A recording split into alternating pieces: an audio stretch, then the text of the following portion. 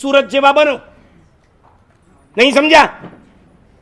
સૂર્ય જ્યારે આકાશમાં આવે છે ને ત્યારે વાદળ બને છે, એટલી તો ખબર છે. અને વાદળમાંથી શું બને છે? વરસાદ. એટલે અલ્ટિમેટલી વરસાદ કોણે બનાવ્યો કહેવાય? સૂર્યએ. બરાબર છે? તો સૂર્યને કારણે વરસાદ આવે, પણ જ્યારે વરસાદ આવે ત્યારે સૂર્ય હાજર હોય નથી હોતો. અને ભૂલે ચૂકે જો ચાલુ વરસાદમાં સૂર્ય આવે ને, એ સૂર્યને એ વરસાદને કેવો વરસાદ કહેવાય એ તો તમને ખબર છે ને? પોતાના સુકૃત જેવો પોતે પોતાના મોઢે ઓપન કરતા હોય એના જેવો છે. પાણી જેવા બનો. પાણી જોયું છે? પાણી જે ઝાડના મૂળની અંદર જાય છે ને, પછી પાણી દેખાય ખરું? નહીં, પણ ઝાડ દેખાય. પાણી અંદર ચાલ્યા ગયા પછી જો પાણી ન હોય તો ઝાડ પણ લાંબુ ચાલી શકે ખરું? નહીં. પાણીથી જ ઝાડની વૃદ્ધિ થાય છે, છતાં પાણી ક્યારે દેખાતું નથી, ઝાડ જ બહાર દેખાય છે. આપણે પણ આ જ કરવાનું. આપણા સુકૃત ભલે બહાર દેખાય, આપણે ક્યારે દેખાવાનું નથી. આપણે પાણીની અંદર ભળી જવાનું, પાણીની માફક માટીની અંદર ભળી જવાનું. લાલ બહાદુર શાસ્ત્રીને કોકે પૂછ્યું હતું, તમે કેમ ક્યાંય તમારું નામ નથી આગળ કરતા? લાલ બહાદુર શાસ્ત્રીએ બહુ સરસ જવાબ આપ્યો કે મને લાલા લજપતરાયે બહુ સારી વાત કરી. તમને આ બધા નામ આવડે જ ખરા? ના ના, આજની સેલિબ્રિટીઓ હોય ને, ઓલી આલિયા ભટ્ટ જેવી, એને પૂછવામાં આવ્યું લાલ બહાદુર શાસ્ત્રી કોણ થાય? કે રવિ શાસ્ત્રીના પપ્પા હશે. ગયા. હવે લાલ બહાદુર ને લાલાજીઓ બધા ગયા. હવે આલિયા માલિયા ને કાલિયાઓ ચાલતા હોય છે. લાલ બહાદુર શાસ્ત્રીએ બહુ સરસ વાત કરી કે મને લાલા લજપતરાયે એક વખત કીધું હતું કે આ તાજમહાલ છે ને, તાજમહાલમાં બે પ્રકારના પથ્થર વપરાયા છે. એક સંગેમરમર, ધેટ મીન્સ માર્બલ, અને એક સાદો પથ્થર. ગયા છો તાજમહાલ? જોયું છે?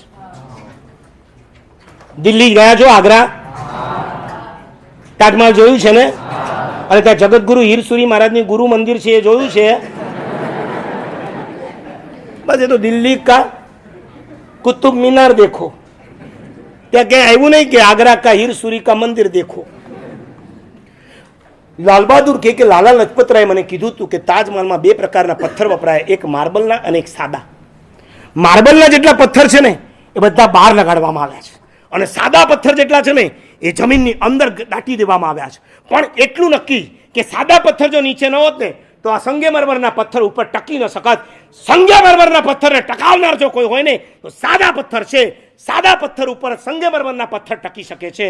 આપણે સંગેમરમરના બનવાની જરૂર નથી. આપણે સાદા પથ્થર બની જમીનની અંદર દટાઈ જવાનું હોય. આપણે દટાઈ જશું, આપણા ઉપર મોટા તાજમહાલો ઊભા થઈ શકશે. માટે લાલ બહાદુર શાસ્ત્રી કે મારે જિંદગીમાં ક્યારે આગળ નથી આવવું, મારે હંમેશા સાદા પથ્થરની માફક દટાઈ દે, બહાર આવવાની અપેક્ષાઓ છોડી દો. છેલ્લી વાત કરું છું, અહંકારને તોડવો જ તોડવો જ. તમે જાણે એવી રીતે બોલો તમારામાં કઈ ઈગો જેવું છે જ નહીં. અને જો ઈગો ન હોય ને તો તમે વર્તમાન કાળના ભગવાન છો, એ પણ તમને કહી દઉં. તમે જોજો ઘણી વખત ઘણા બહેનો કહેતા હોય છે, ઘણા મોટા બહેનો હોય ને, અમારે ઈ તો ભગવાન જેવા, એને તો બધાય બનાવી જાય.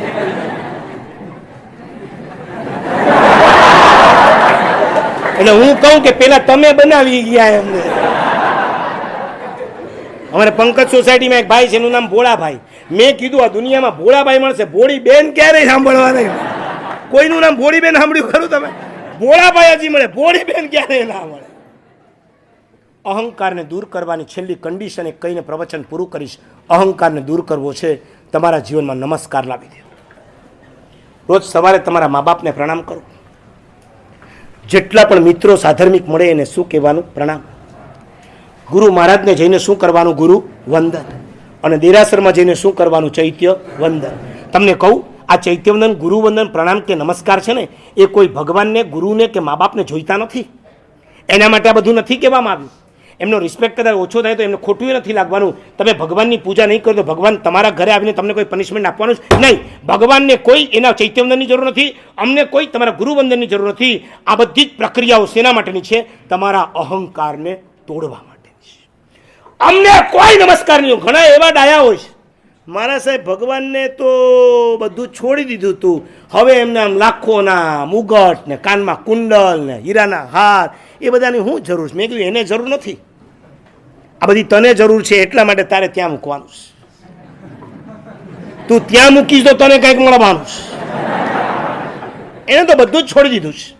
તું નહીં મૂકે તો તારા પર નારાજ પણ નથી થવાના, તું મૂકીશ તો તારા પર કંઈ બહુ રાજી નથી થઈ જવાના. એ બધાથી પર્શ આપણે જે પણ દેવગુરુ મા બાપની ભક્તિ કરીએ છીએ ને એમના માટે નહીં, આપણા માટે કરવાનું છે. આપણા ઈગોને ખતમ કરવા માટે અહંકારની સામે યાદ રાખો, નમસ્કાર લાવી દો. તમને કહું, અમારે ત્યાં હજારો શાસ્ત્રોની રચના થઈ છે. એ શાસ્ત્રનો પ્રારંભ હંમેશા શેનાથી થાય? ન